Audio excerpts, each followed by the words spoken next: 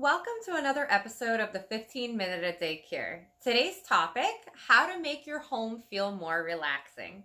Hi, I'm Margot Staten of Be Good to Yourself by Margot.com and welcome to my channel. Here I teach you simple strategies to improve your quality of life. If you're new here, wonderful to have you. Don't forget to hit the subscribe button. So let's jump into today's lesson, 8 strategies to creating a home sanctuary. So how many of you love your home space, right? Leave a comment below, let me know. When you walk into your home, you're just like, oh my God, okay, you know what? It doesn't matter what stress happens, at work or, outside, whatever. The second you walk into your home, there's just this aura of peace and tranquility. Leave a comment down below, let me know. What I've learned is that oftentimes people don't look at their homes as a sanctuary. They kind of just come in, they look at it as a place to just drop their stuff, they eat, they sleep, they bathe, but they don't take advantage of making their home a place of zen, of making their home something that de-stresses them, that makes them happy. And that's silly because we spend a lot of time at work, right? But we spend a lot of time at home as well. So this is something you guys can control. You can create a home space that no matter how horrible your day was, you have something guaranteed that when you walk into the house, maybe it smells a certain way, or maybe you have music on, or it looks a certain way, and it makes you feel instantly happy. So why aren't we all doing it?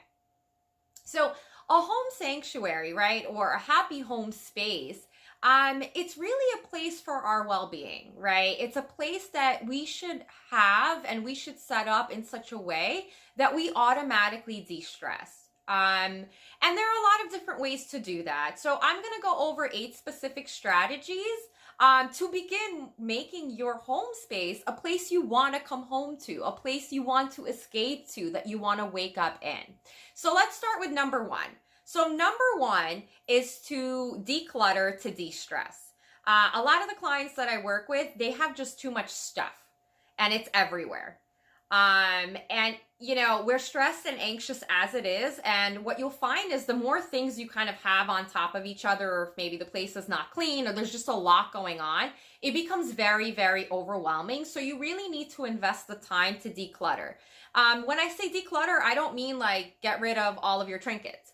But again, it has to have sort of an airiness to it. So my recommendation, especially when you're beginning to create a home that's a sanctuary, is you should start with step 1, and that is to declutter. So you want to invest the time to go room to room and get rid of a lot of the things that you might not need. This could be clothing that maybe you haven't worn in like 5 or 6 years, just donate it. This could be just other stuff like wiring, or, when we purchase an air conditioner, we like hold on to the extra wires, or, the sort of description on how, the instructions, like just get rid of the things that you don't need. If you haven't used it in a while, you probably won't need it. So again, it's a process. It takes time. I don't want anybody to sort of feel overwhelmed, because when you look at your space and when you kind of decide to make your home and invest the time in making your home and your sanctuary, it can seem very overwhelming, especially depending on the size of your space. So just tackle it room by room. Maybe create an agenda where you declutter, 1 space per week or 1 space every 2 weeks. Again, whatever your time allows. Don't rush through this process, because the goal is to make this a home sanctuary. And since this is going to be a place of your own peace, you want to dedicate the proper amount of time to sort of doing it the right way. It's better to just do it the right way to begin with instead of having to redo it. So again, number 1 is to declutter, to de-stress. Number 2, while you are decluttering, you want to organize. Okay, you're already investing the time into decluttering and sort of creating a sanctuary. Organize as you go. So this could be if you're, let's say, starting out with the kitchen, put all of your utensils in one place, put all of your plates in one place. I mean, you don't have to go to the extent like me. I color coordinate my closet, and I have like sort of sweaters in one place, and they're all like, go from like black to white. I have a few colored shirts. You don't have to go to that extreme, but again, organize your space. And also as you're organizing, maybe you'll need a couple of bins or whatever. Again, you can just kind of write it down and put things in sort of stacks, but you're already, again, you're investing the time into decluttering, invest the time into organizing as well, and do it the right way, right? Don't cut corners, because at the end of the day, you're still going to have to do it later. Number 3, clean and keep it clean. Again, this is why we start with decluttering, then number 2 is organization, and number 3 is clean. The hope is as you're decluttering, you're also cleaning, right? We have certain things that we throw out and we sort of pick it up and we realize there's so many dust bunnies. Wipe it down. Again, just as you go room by room, whatever your schedule allows. Again, don't be overwhelmed by this process. Clean. And once you've cleaned, right, and we're talking about that deep clean, once you've done that, keep it clean. It is much easier to clean 10 to 15 minutes a day and sort of upkeep the cleanliness than it is to clean once a month, right? Because naturally more plaque, more dust bunnies, more dirt on the floors, a lot of these things build up. So you want to make sure that you're spending 10 to 15 minutes a day to just keep it clean. Okay. Number 4, and this is the fun part, right? So we've kind of gone through the process of decluttering and organizing and cleaning, and now you're probably exhausted. This is why I say kind of tackle one room at a time. Number 4 is to add your personal touches. And I love this. I mean, I love DIY. I've built a lot of things in my own space. My hallway, for example, is unnaturally narrow, and I've always wanted a hall tree. But the problem is that a lot of the hall trees that are available on the market, they're too big. And I really wanted a hall tree. So what did I do? I went to Home Depot. I bought a bunch of wooden planks and some nails, and I essentially built one. And I do these kinds of things throughout the house. I revamped my kitchen table, I retiled the floors, in my bathroom. Again, I do all of this on a budget. And I YouTube most of it. I get a lot of my ideas, by the way, from Pinterest.com. So if a lot of you don't really know what your specific style is, you can browse Pinterest and kind of get inspiration from there, right? It doesn't necessarily need to come from your head, but add your personal touches. Add whatever makes you happy, add your throw pillows. And look, you can have a couch that's a beautiful couch, but let me tell you, it's a complete 180 when you add a couple of colorful throw pillows and maybe a throw blanket. Again, you don't have to break the bank for any of these things, right? IKEA has a lot of affordable items. You can go to Amazon.com. Guys, honestly, you can go to like the local dollar store. Like I love Dollar Tree.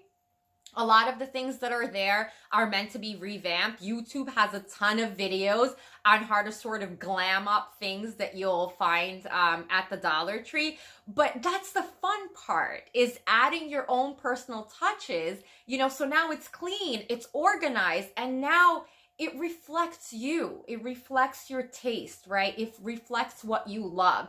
So invest the time in adding your personal touches. And again, it could be a slow process, right? Maybe you add a couple of throw pillows, maybe a couple of candles, and then eventually your style will evolve, right? Your space will evolve. It doesn't have to be perfect right off the bat. Number 5, surround yourself with happy memories. Oftentimes I go into people's homes and it's like bare. I mean, there isn't a single picture, there's just no memorabilia, there's nothing, right? It's a very modern, sleek style. And again, some people like that. For most of us, we enjoy, right? Your home has to exude happiness. And one of the ways to do that is to surround yourself with happy memories. I think I'm one of the few people that still prints photos and puts them in frames. Like, I don't know. And you don't have to do that. It could be some other memorabilia, maybe an award that you won for something, or some kind of, I don't know, trinket, or maybe you traveled somewhere and you picked up a statue of some sort that brings back happy memories and good times. Again, surround yourselves with things that naturally you might not even pay attention to them all the time, but periodically you will. And again, your home is then created in sort of an ambiance of pleasantries, and that contributes a lot to your positive mood and your positive mind space. Number 6, bring in smells and sounds. Visually, it's great, right? To have a clean space and to have things that are, indicative of your personality, but smells are important too. For me, for example, I love all things Christmas. Anybody that knows me knows that I play Christmas music even in July. I don't know, something about the holiday, just the kid in me comes out. So it's something that makes me really instantly happy. So I am a huge promoter of diffusers. I love diffusers because they go off, multiple times a day, and they just naturally keep your space feeling good. But there's nothing better than, like, I had a stressful day at work and, I'm driving home. I walk through my doors and the first thing that hits me is the smell of pine. And because I'm such a lover of Christmas and that is sort of what I associate with it, it naturally makes me happy. So you need to maybe find a smell that makes you happy, right? Lilac tends to be very therapeutic, chamomile, vanilla. Find the smell that you like. It doesn't have to be a diffuser. It could be incense. It could be candles that you light. Whatever works for you. Again, I promote diffusers because I like things that naturally don't require a lot of effort and work. And diffusers, you essentially just change them out once every 2 months and they just kind of go off throughout the day, right? So it's super easy. But again, find what works for you, but you're creating that sanctuary, right? That home sanctuary of sort of de-stress and relaxation. Music is another thing, I, for example, have my music on all day long. I have a dog. I even leave it on for my dog. I know that might sound a little nuts, but for some of you, who have dogs, maybe you do the same. Actually, leave a comment and let me know. Am I kind of nuts that I leave my music on for my dog, or do you guys do the same for your animals? But again, music, I love that I walk into my home and, I hear Michael Bublé. I always make the joke that I feel like because I have music on so frequently, actually, I don't think it ever turns off. I feel that my walls sing. So this all creates that ambiance, right? It creates that happiness that's actually done for you. Right? You're not doing anything. It's done for you, but it naturally uplifts your mood. Okay? Number 7, create balance. A lot of people, especially if you follow Feng Shui, a lot of people are soothed by balance in the home. Balance in the home might mean how you sort of place things. So shelves that are on equal ends, let's say, of a couch, or, creating by balance by having 2 nightstands and 2 of the same lamps on each side. When I think of balance, I think sort of a theme throughout your house. So, balance for me would be kind of when you're adding your personal touches, you're identifying what your style is. Like, for example, mine is very, farmhouse meets boho. And I sort of have that theme throughout my entire house, right? In the bedrooms, in my living room, in my kitchen. Again, every single space is unique, but there's a balance, right? There's a theme kind of resonating through my entire space. And it's very, very easy on the eyes, especially when you're transitioning from one room to the next.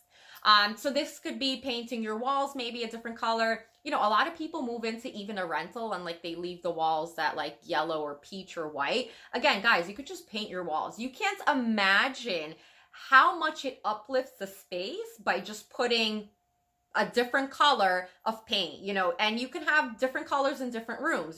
For example, my kitchen is sage.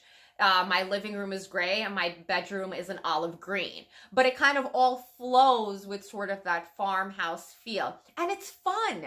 It's fun going to Home Depot and picking out palettes. Like, all of that is really fun. Again, if you don't want to paint, you don't have to. But create a balance, right? Your space shouldn't be distracting for you on the eyes. It should be very, very peaceful. You shouldn't go into a place and kind of be overwhelmed by the colors. If you're not into bright colors, don't make your space bright colors, you know? Again, everything is very individualized. You know, my best friend is very into just like straight boho vibrant colors, and when I walk into her space, it is beautiful. She has one, literally, I mean, magazine worthy, absolutely stunning boho space with yellows and greens and oranges. And as much as I love being there and I think it's just amazing and beautiful, it's not my taste. You know, for me, it would be very, very overwhelming to sort of come into a space that has that much color in it. I prefer whites, I prefer light blues, I prefer, you know, light grays and beiges. So again, you need to sort of, and it takes time, you need to find a style that works for you and create your own home balance. And guys, again, this does not happen overnight. You are not going to revamp your entire apartment or home or whatever in a night. It's a process. You need to be patient with the process, and you need to be patient with yourself. Now let's get to number 8, and also I will have some bonus tips for you at the end of this video. So number 8 is let the light in. Okay, stop living in caves. You know, stop with the blinds, that don't let any light in. Like, again, you know, some of us sort of prefer when it's not too light and for sleeping purposes or whatever. But when we talk about having a home sanctuary and feeling good and feeling happy, right? Again, remember, you are doing this for your mental health. You are doing this for your wellness, and you're doing this to constantly have a space, you know, that is controlled and that you're happy to come home to, right? Too much of life is crap. You need one place that is constantly a place of happiness for you, right? And that's your home. So please let the light in. You know, typically when it's dark, that kind of creates anxiety and depression, and it actually decreases our moods instead of uplifting it. And letting the light in, again, it could be things that are very, very simple. It could be just going to the dollar store and getting those sheer blinds, right? And again, you can have curtains, I'm sorry. You can have blinds for whatever reason. Let's say maybe you know, nap during the day, or based on your work schedule, you know, you sleep. You can have blinds that you close, but on days where you're kind of there and you want to feel uplifted, just maybe have some sheer curtains. You know, for all of you who maybe have a space that is naturally dark, you know, for a lot of people who live in buildings, depending on which, you know, you might be facing another building, so you don't get natural light, then my recommendation is just invest in better light bulbs and lamps. But again, there are ways to sort of bring light into your home. It's another thing that sort of uplifts your mood and creates a happy sanctuary. Okay, so those are the 8 tips. A couple of bonus tips. So again, for all of you guys that sort of follow feng shui practices, limit the amount of mirrors that you have in your home. Mirrors tend to bounce your energy. So if you are typically an anxious and stressful person, if you have, again, if this is what you follow, if you have a lot of mirrors, they start bouncing sort of the anxiety all over the space. And like I mentioned before, where I feel like my walls sing, right, and they're all happy, you're actually just bouncing anxiety, and it's kind of creating a negative aura in your space. So maybe just limit the mirrors. You can have them, but just don't have too many of them. Another thing is, when you're sort of creating this home sanctuary, please, you know, prioritize, maybe start with prioritizing a room. It can appear as a very huge undertaking that's very overwhelming. I don't want anybody to get overwhelmed. We have more than enough stress in life. So maybe prioritize a room that you spend the most amount of time in. Maybe it's your living room, maybe it's your kitchen, maybe it's your bedroom. But again, if you don't have that much time, maybe start in your favorite space, or the space that you spend the most amount of time in. Another tip is take your time. Again, you know, if you're starting off with not having any of these things and kind of treating your home as just a place that you go to, it's going to take time, right? For some of us, it could take 2 months, for some 6 months, for some a year. Again, it depends. But just take your time and do it right. Don't rush through the process, right? You'll be rewarded at the end if you do it right. And lastly, look into budget options. You know, I'm a huge promoter of the dollar store. I love IKEA because, you know, IKEA's furniture is extremely affordable and it's meant to be revamped. For all of you guys that kind of love DIYing, you can paint IKEA furniture. You can kind of make it to be whatever you want it to be. That's its purpose. So again, look into budget options, look at the dollar store, the 99-cent store, you know, cruise things online. I recently wanted an ottoman for the chair actually that I'm recording in. But I was like, I really don't want to spend $150 on an ottoman. Like, I think that that's completely insane. And all of the ottomans that I liked were quite pricey. So about 2 weeks ago, me and my daughter were walking our dog in the neighborhood and somebody had thrown out like a dingy looking ottoman. So I was like, oh my God. So I picked it up, we cleaned it, we vacuumed it, and all I did was order an ottoman cover, which cost me $15.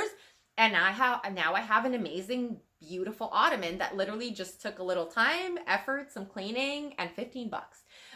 So again, look into budget options. Don't rush through this process. So those are the 8 strategies for creating a home sanctuary. Leave a comment down below. Let me know, you know, what your home sanctuary looks like. What's your favorite room in the house and why?